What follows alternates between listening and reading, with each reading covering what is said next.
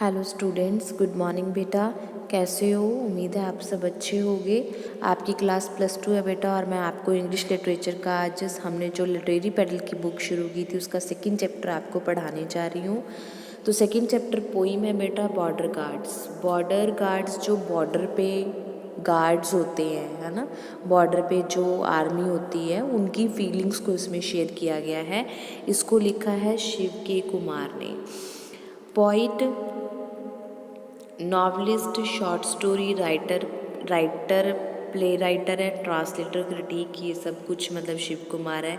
Was elected a follow of royal society of literature in 1978 and he receive the सत्य अकादमी award in 1988। उसने सत्य अकादमी award उसको मिला था 1988 में for his collection of poems.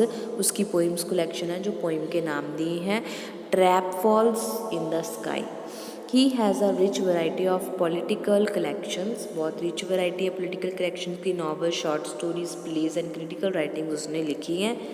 He is at present working on consultant के तौर पे वो काम कर रहा है creative writing course Indira Gandhi national open university New Delhi में। Amongst his well known collections of poems are, यहाँ कुछ उसके पोइम्स के नाम दिए हैं, नॉवेल्स के नाम दिए हैं, ठीक है। उसके बाद बॉर्डर गार्ड क्या है? Border guards is one of his well known poems in which he sensitively talks of the inborn instant of love and sympathy imitating the two enemy soldiers. Enemy soldiers मतलब जो मान लो India और पाकिस्तान दोनों के बीच में एक फेंस है, दीवार है, पर सोल्जर यहाँ पे भी है यहाँ पे भी है, दोनों आपस में क्या है? दुश्मन है, ठीक है। जब इनको ऑर्डर मिलेगा तो ये एक दूसरे को मार गिराएंगे। ये तो एक दूसरे की दुश्मन है पर है तो इंसान ही ना, एक दूसरे जैसे ही हैं। तो इसमें सेंसिटिव टॉक है जो लव और सिंपथी पैदा होती है, जिससे उस वो दो एनिमी जो सोल्जर है उनके बीच में दिखाया हुआ है। इट इज़ थॉट वोकिंग poem that shakes the reader into seriously thinking over the fidelity of man-made political boundaries or borders that create artificial division between man and man. इसमें ये बताया गया कि दो सोल्जर जो बैठे हैं बॉर्डर पे वो आपस में दुश्मन है, पर वो दुश्मन क्यों है? क्योंकि एक दूसरे की जो देश की पॉलिटिकल है, सरकार है, उन्होंने क्या किया है? एक आर्टिफिशियल बॉर्डर बना रखा है, जिससे एक बॉर्डर डिवीज़न हो जाता है मैन और मैन के बीच में।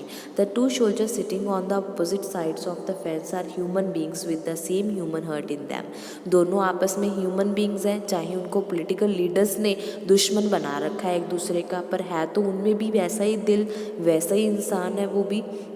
दे are brothers to each other, पर political division make them into enemy without any reason. वो आपस में एक दूसरे के भाई हैं, पर पॉलिटिकल जो लीडर्स हैं उन्होंने क्या किया? उनको बिना किसी कारण के दुश्मन बना दिया है। Had they met somewhere away from those countries in some restaurant or in a sea beach, they would have behaved like friends ready to help or save each other। जब वो एक दूसरे की कंट्री को छोड़ के किसी बाहर फॉरेन में बैठते हैं किसी रेस्टोरेंट में, तो वहाँ क्या होते हैं? वो फ्रेंड होते हैं, पर बॉर्डर पे बैठे हैं तो वो एक दूसरे के दुश्मन है। सी बीच पे बैठे हैं, रेस्टोरेंट पे बैठे हैं तो वो फ्रेंड की तरह है, एक दूसरे की हेल्प करने में आगे रहते हैं। Is not that a great irony of human situation? क्या ये आपको आयरनी नहीं लगती कि बॉर्डर पे बैठे हुए वो एक दूसरे के दुश्मन है, एक दूसरे की जान भी ले लेंगे, पर अगर वो किसी फॉरेन कंट्री में बैठे, किसी रेस्टोरेंट में बैठे हैं, सी बीच पे बैठे हैं, तो वहाँ वो एक दूसरे के फ्रेंड है और एक दूसरे की हेल्प करते हैं, ठीक है। तो इस तरह से ये पोइम है बेटा। On the other side of the impregnable fence, कहते कि मेरी दूसरी साइड एक सोल्जर है, वो बताता है कि मैं यहाँ पे बैठा हूँ तो मेरी दूसरी साइड एक फेंस है, दीवार बनी हुई है। Enmeshed with the war lords gory threads and counter threads. तो वहाँ क्या है? मेरे साथ वाले काउंटर पार्ट्स बैठे हैं, काउंटर थ्रेड हो रहा है, वहाँ पे थ्रीड्स हो रही हैं। Vampers my counter part our letter from home, कहता है कि मेरे साथ जो मेरे बॉर्डर की दूसरी साइड एक सोल्जर बैठा है जो मेरे जैसा ही है, उसके घर से कोई लेटर आया होगा जो वो पढ़ रहा है। हिज वाइफ इलनेस, उसमें क्या होगा? उसको देख के, उसके चेहरे को देख के ऐसा लग रहा है कि शायद उसकी वाइफ बीमार होगी या उसके बच्चे की डेथ होगी। His recoilless gun sitting negligently between his knees. तो उसने अपनी गन है जो वो अपने जो घुटने हैं उनके बीच में रख के वो उस लेटर को पढ़ रहा है, बहुत परेशान है। उसको देख के ऐसा लग रहा है कि या तो उसके घर में उसकी वाइफ बीमार है या फिर उसके लड़के की डेथ हो गई है। My fingers bleed to think of fences spikes.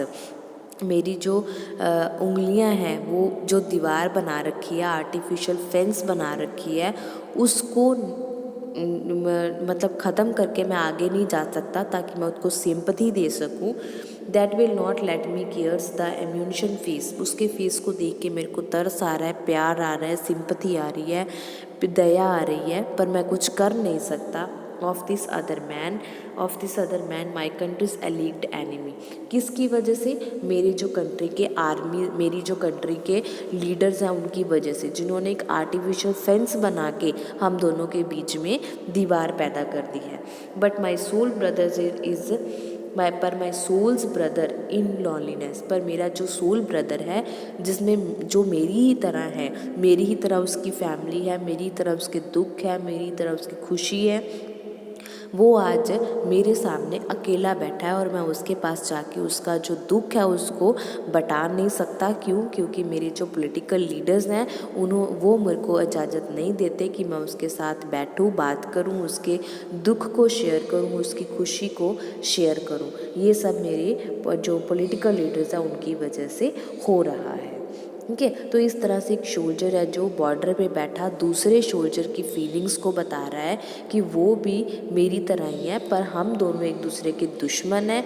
क्यों है? क्योंकि इसमें हमारी पॉलिटिकल पार्टीज़ है जो वो अपने स्वार्थ के लिए हमें जो है आपस में दुश्मन बना देती हैं। ठीक है बेटा, उम्मीद है ये आपको समझ में आ गई होगी पोइम। अगर फिर भी कोई प्रॉब्लम लगती है तो आप मेरे को कभी भी कमेंट बॉक्स में कमेंट करके पूछ सकते हो। ओके बेटा, नेक्स्ट वीडियो में मैं आपको इसका सेंट्रल आइडिया करवाऊंगी और इसके शॉर्ट क्वेश्चंस करवाऊंगी। ओके बेटा, हैव अ नाइस डे।